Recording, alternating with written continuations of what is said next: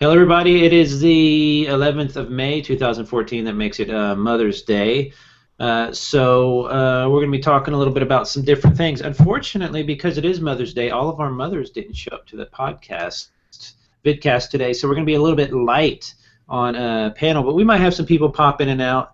I forgot that it was a holiday. I also forgot that I had a pretty horrible migraine last night, and I would still be recovering today using some muscle relaxers and and all that good stuff like that. So hopefully everything will work out just right. But to talk with me a little bit about WildStar and other games is going to be Mike Brendan. Mike, how you doing?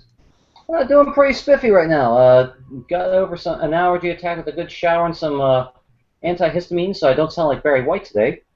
Yeah, the antihistamines are like they're kind of like a blessing and a curse because they make you. I mean, they make me exhausted. I can take like a half one and they just completely make me exhausted. So I can't stand them. But I'm in Texas, so that's kind of par for the course, you know.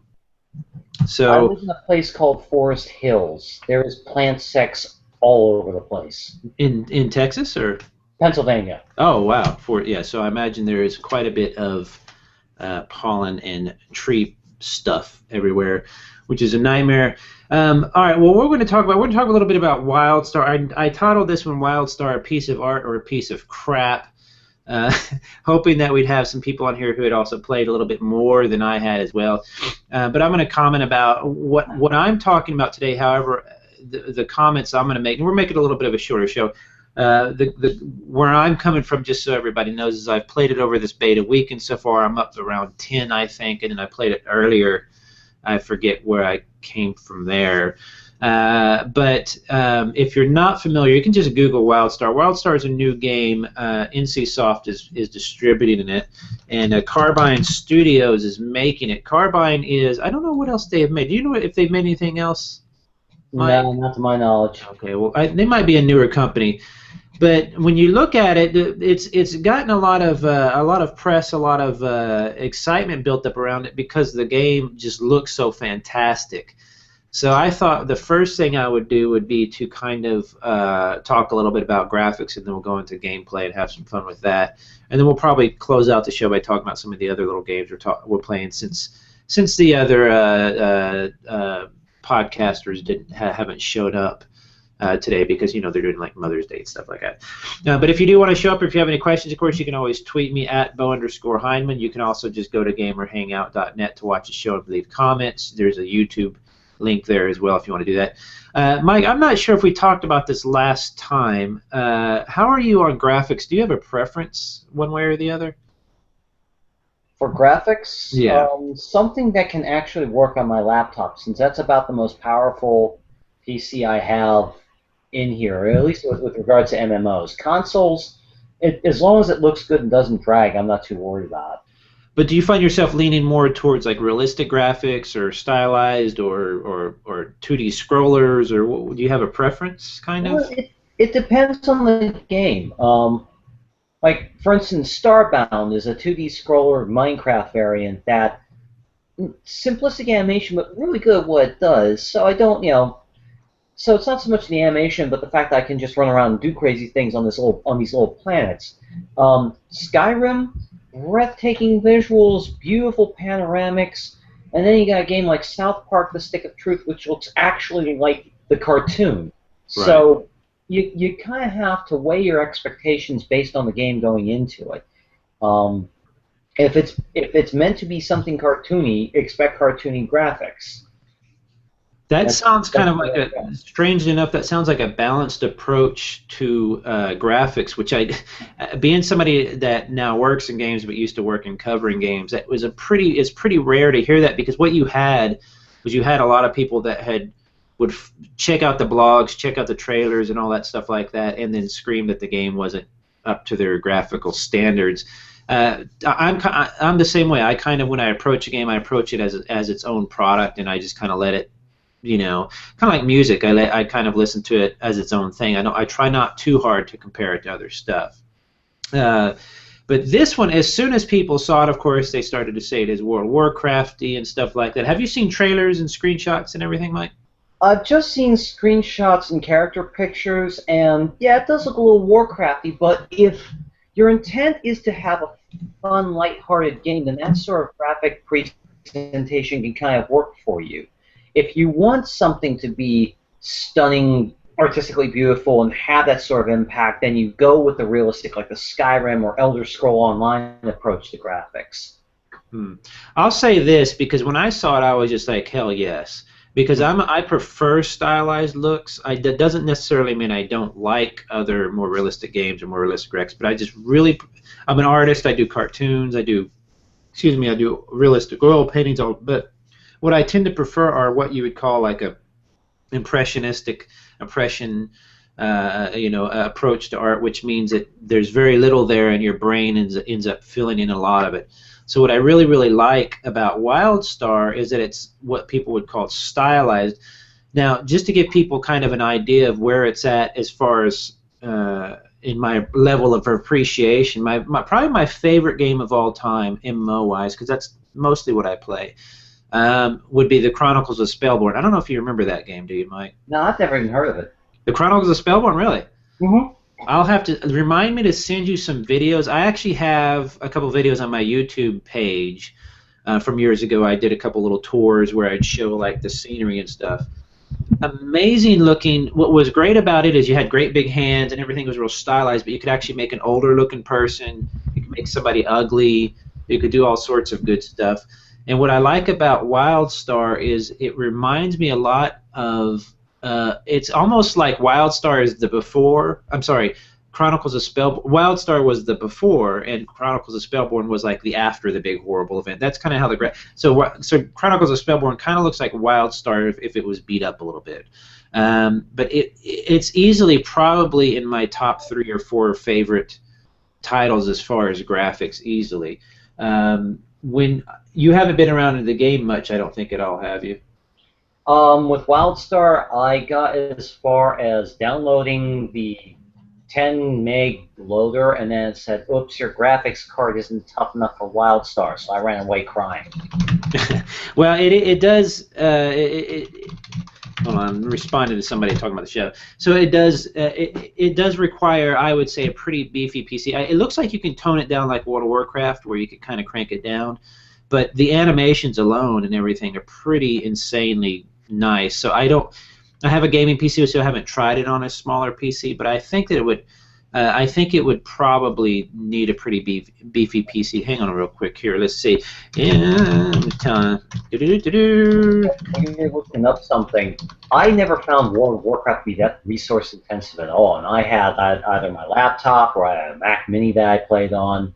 I never really had a high-end gaming PC since like Quake 2. Right. Which your phone is more powerful than that one probably now, huh? Yeah, probably. So playing a game like World of Warcraft, where it wasn't very resource intensive, was actually a nice godsend because I could play in a game that had really great graphics without bogging everything down. Right. Now, one thing I wanted to avoid was, and I'm not saying you're doing this or I'm doing this, but when I'm bringing up World of Warcraft, I'm only doing that because of the people that I want to avoid the comparisons too much, because what tends to happen is if you have any game that's stylized at all, or any game that uses any, I don't know, it's a meme almost that it's a Warcraft clone. But I want to be specific that this game, it's stylized and it has plenty of linear theme park gameplay like World of Warcraft. But it definitely is its own game, and it definitely stands on its own. As a matter of fact, it's a lot better looking than World of Warcraft in my mind. But Warcraft, for the type of for the resource pool it has on your machine, definitely is a great looking game. But I don't want to compare it too much. But essentially, what you do is it's a sci-fi fantasy, kind of a sci-fantasy game. The last game I really played like that was Rhizome, which is another one of my favorite looking games. Have you ever played Rhizome? Nah, okay. I'm very MMO deficient, unfortunately. Okay, I can battle like an idiot with the best of them. Yeah, we need to send you some videos and stuff like that. Rhizome is another sci-fantasy game where it's basically like science fiction, but almost magic combined. It's kind of a combination. But in Rhizome, you're on another planet, and the planet is actually literally a root ball. It's like a giant root ball. And so everything is very organic. You have guns, and there's there's a faction that is very sci-fi. But as far as the player, you go out and you dig up goods or you kill animals and take their bones and stuff, and you make armor, and so everything is very organic looking until you get to the really high level stuff. So it's a big open sandbox that does a lot of really cool things. And WildStar reminds me of Rhizome meets World of Warcraft meets Chronicles of Spellborn. The combat, what's unique about the combat is they made a big deal out of it. I don't know that it's necessarily that many light years ahead, but what I like about what they've done is they've made it easy and fun. So let's say if you want to target a creature, like on my character, by the way, which is a where did I write down? I forgot his class and all that jazz.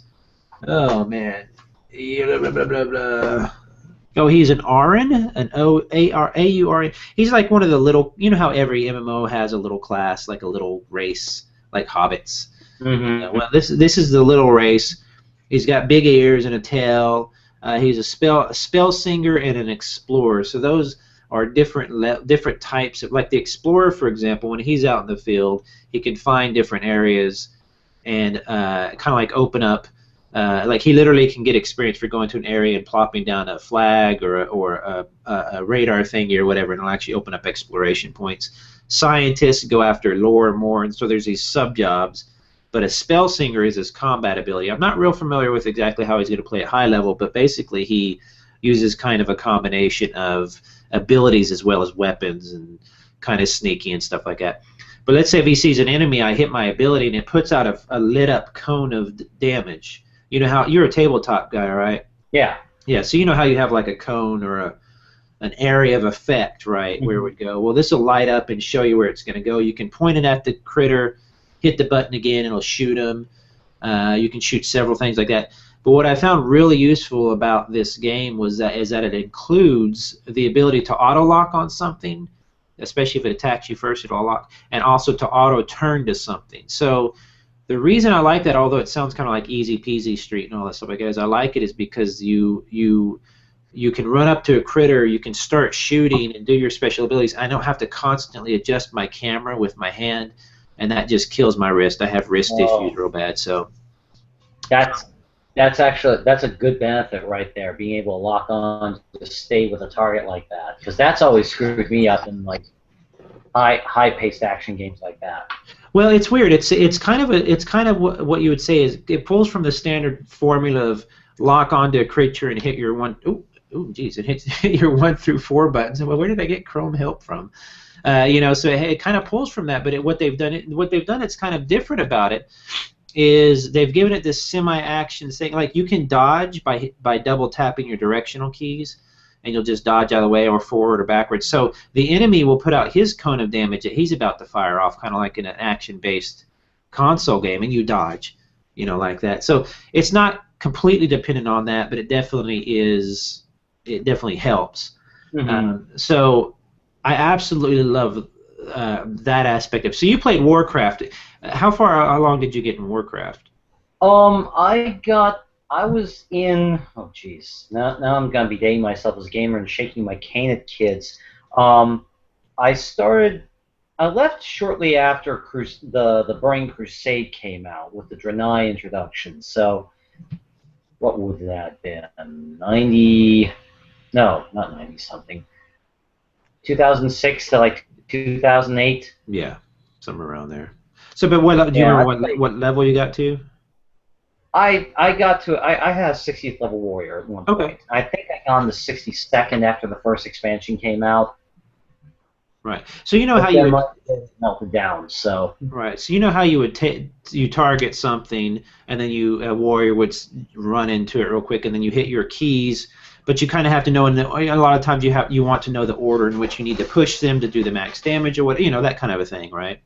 Right. How combat works in this. So far as from my experience, how combat works in WildStar is you're going to target something, you're going to do those kind of specific things, but you can also dodge and go behind and run away. You can do some. I've seen that before in the DC Heroes too. DC Universe Online? Yeah, DC Universe Online has the dodging stuff as well, which is neat. to me, it doesn't really matter that much. You can kind of mow through enemies a lot. As a matter of fact, what I'm seeing so far in WildStar is they've made it just really, really easy so far. Now, I'm sure it gets more challenging later. But when I say that, I hate when people think, I don't like it when people think that that means it's bad or anything like that. It's a theme park. It's a linear adventure. They're trying to suck you into a story. There's a ton of lore in it. It has a nice delivery system for lore, which is half voiceover and some reading, so you can do either or. So they've really got a universe built up, but they're just inviting you into this world and just kind of burning through it. And I don't see anything necessarily wrong with that. If, like you said about graphics, if you go in expecting what they're giving you, then you're not going to be mad because it wasn't something else. So I'm enjoying that aspect, but the combat is quite a bit of fun. But you can kind of just mow through it. Like right now, I'm doing missions in an area or quests in an area where I'm kind of avoiding most of the enemies because I'm not a real big combat fan. I like it to be more infrequent or whatever. So See, I'm a scrapper. I love a good fight. There's plenty of it there. There's plenty of that in here, and I'm seeing that the enemies, some of them are actually pretty smart. The AI is pretty smart, and some of it's just kind of run-of-the-mill stuff. You're just kind of burning through them. But like for example, I'll target a guy with a gun, and he'll target me at the same time, and it seems like I can see when he's going to fire off his ability. So I have to get mine off first. And then I run up to him, I might do something else. I have a neat stun ability, like if they come up to me and they're in melee class, I can stun them and I'll disappear behind them. But with the auto lock feature, which you can toggle on or off, it's kind of a little bit more easy mode for old men like me who have bad wrists. I don't necessarily have to worry about turning the camera around to make sure I'm shooting him again. It'll automatically shoot at him, so it makes it much easier and stuff. So, good, but enough of the old man talk. I'm 40, all right? Come on. No, I'm not. Internet years. Growing older is weird. It's definitely weird because you don't feel old. You might feel differently, but it happens so gradually, at least at this age, that you don't. The numbers is the biggest part. You know what I'm saying? So. I don't necessarily feel. I'm turning 40 in a couple weeks, actually.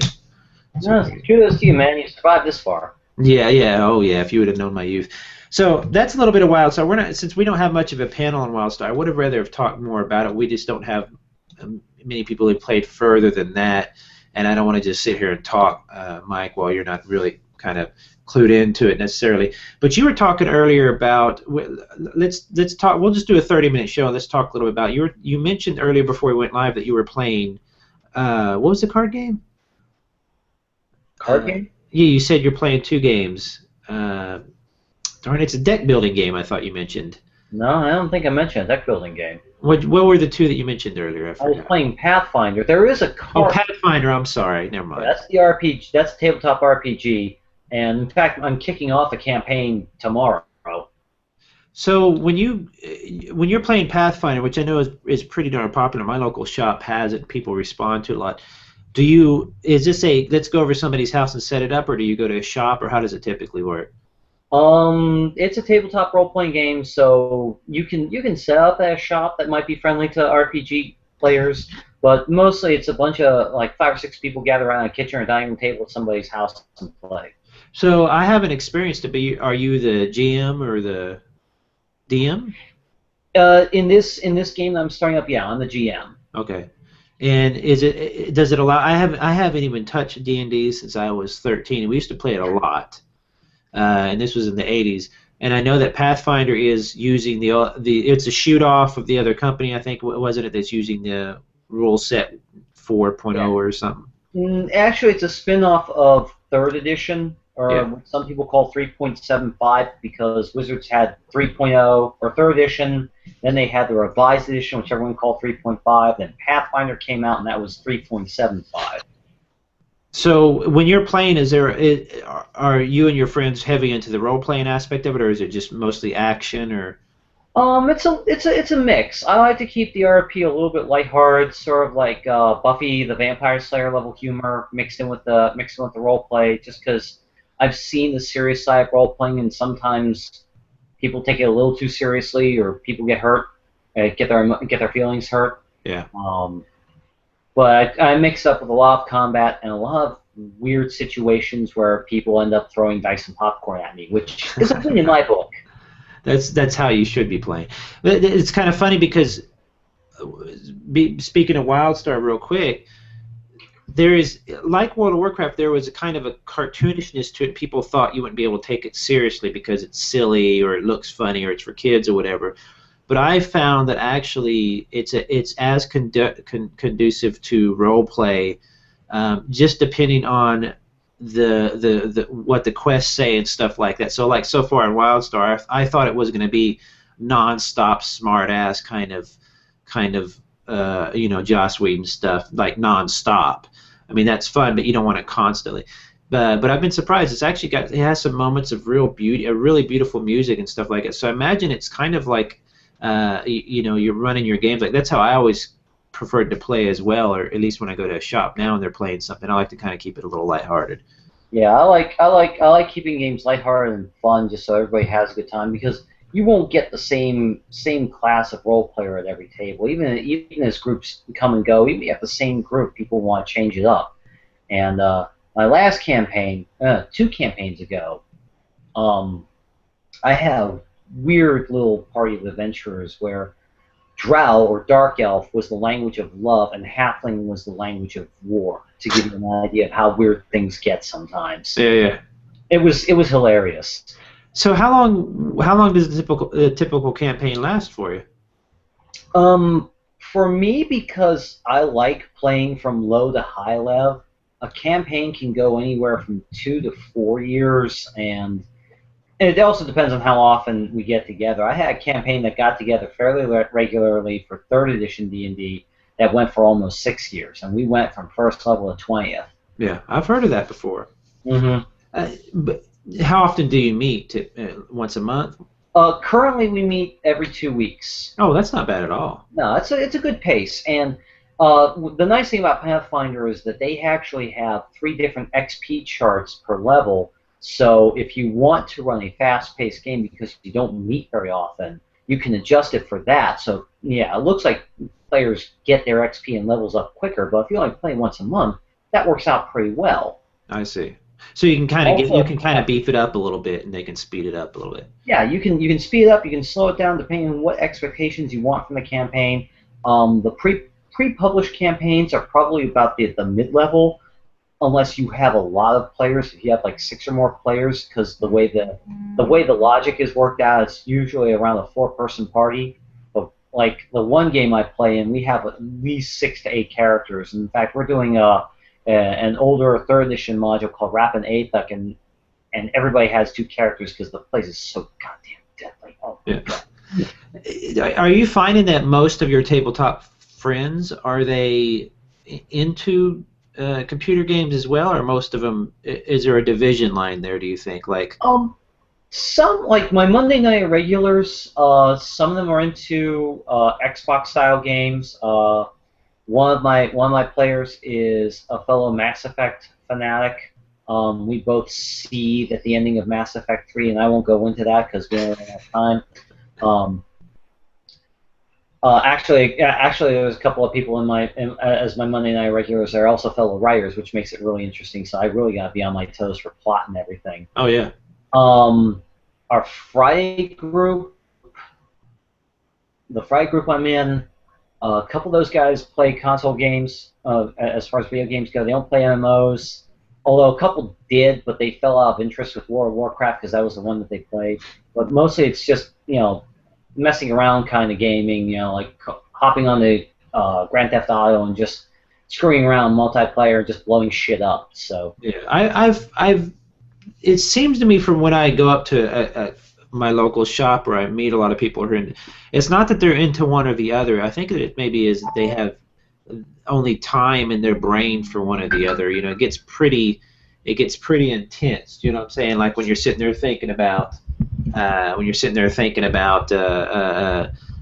Going for a raid, you don't necessarily have the same time to necessarily go for a dungeon run in a D&D campaign. But I will say I know some people who work on games, play games, and also play like D&D hardcore. I mean, so some people are just into every aspect of it they possibly can be.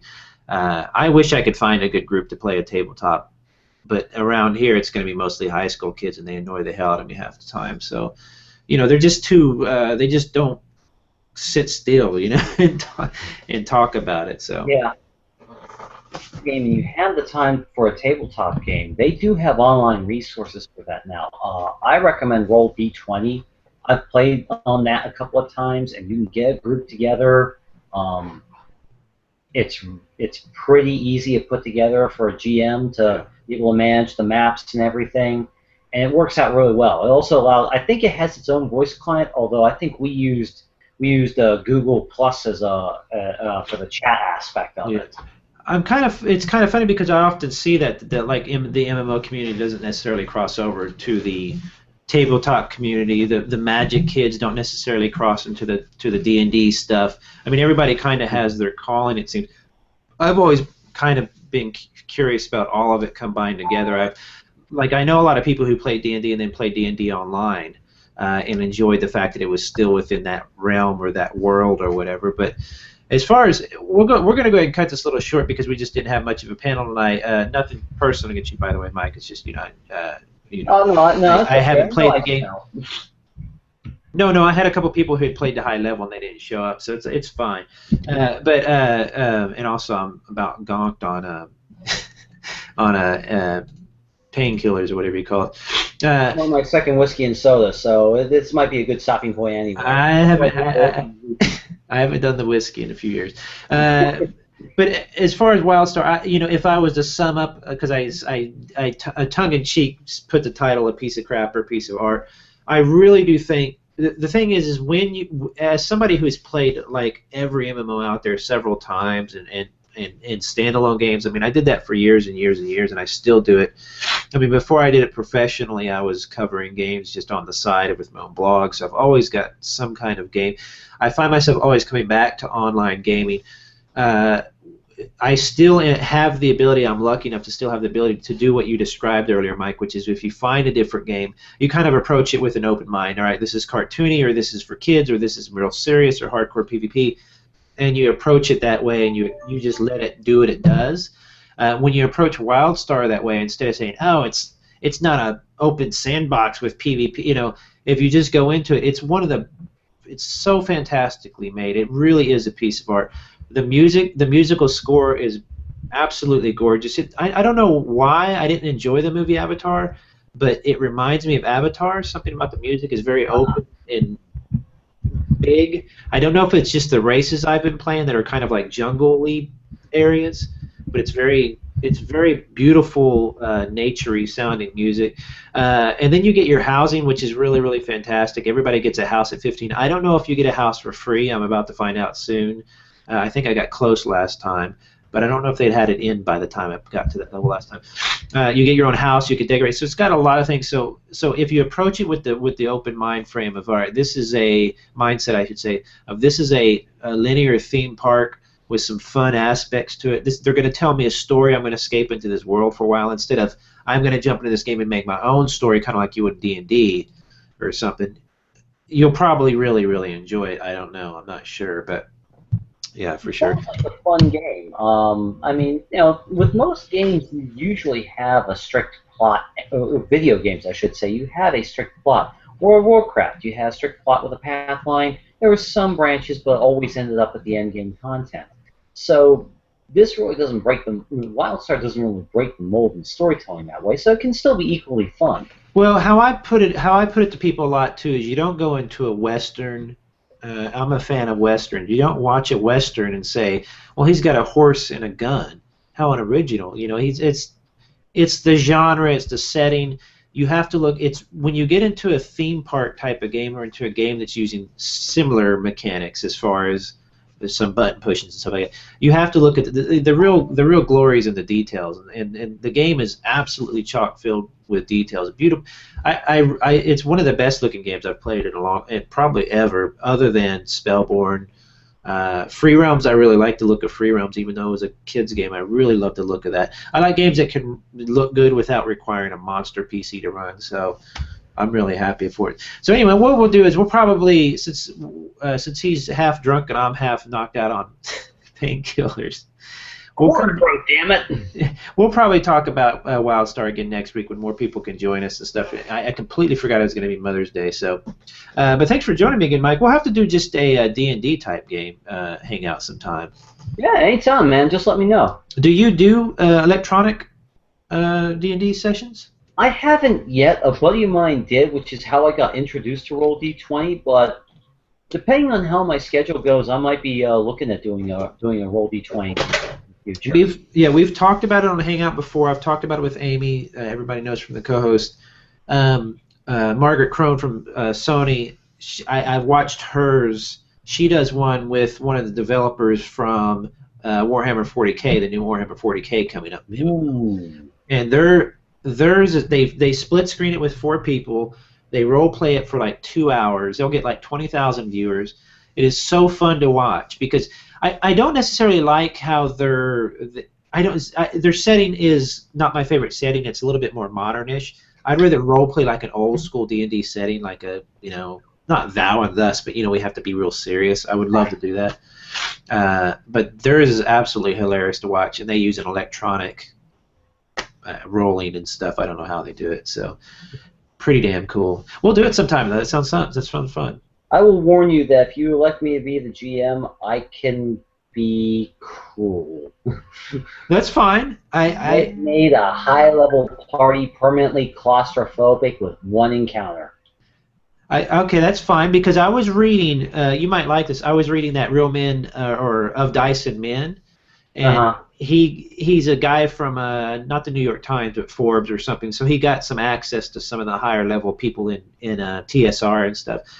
And he went to one of the recent conventions where one of the original designers, I can't remember which one it was there running. I believe the original one of the original things they put together to kind of base D&D off of. And it's insanely hard, and they warned them, and people were dying like within minutes and stuff like that. Like there was a pit, a thing. It was like a trick pit type thing, and it enticed you to like walk over it or whatever. It was like a classic pit, but when you fell into it, it put you into an orb of disintegration or some. It was Fear of annihilation. What's that? Fear of annihilation. Something like that, but it was just like left and right the game. So it was a lot of fun. Yeah, like 2 horrors, man. It was cool. That book is really good actually. All right, I'm gonna let you go. We're just gonna do a short one this time. Mike, feel free to come back next week if you have the opportunity to try it on your little laptop. You might see how it works. It might just be interesting to see how you might crank it way down. I still got the installer, so I may give it a shot. See if I can down tune the graphics and make it work with my laptop. I mean, it's the open beta for 10 days. I think we have like 7 days left, which I thought was a really cool bit of confidence on their part to give a 10-day open beta and say, hey, try it out for 10 days, just go for it. And so far, it's a very smooth, polished game, so very impressed by it. So it's going to be a lot of fun. Good. That's good for a beta. Yeah. All right, thanks a lot for joining me. Everybody, if you want to email me at Bo_Heineman, go for it. You can find us at gamerhangout.net. We go every Sunday at 8 p.m. Eastern, unless we're both, or all of us, are hanging out with our mothers, like I should be doing right now, but my mom's in Oklahoma. So I'm going to go in there and hang out with my fur people's mom, my wife. And I think we're going to watch Game of Thrones. I'm going to play some WildStar tonight. In-game, if you want to join me in WildStar, you can. My name is Bo Heineman, of course, in the game. I'm having a lot of fun with it. I normally am not into theme park kind of linear games, and I don't want to say that in any type of insulting way. It's not. That's just what it is. But I'm having a blast in this. I'm really enjoying just kind of sinking into the story and the music, and it's fantastic. So I'm surprised. All right, thanks again, Mike. Thanks again, Bo. I'll probably see you next week. You'll hear from me. All right. Take care, man.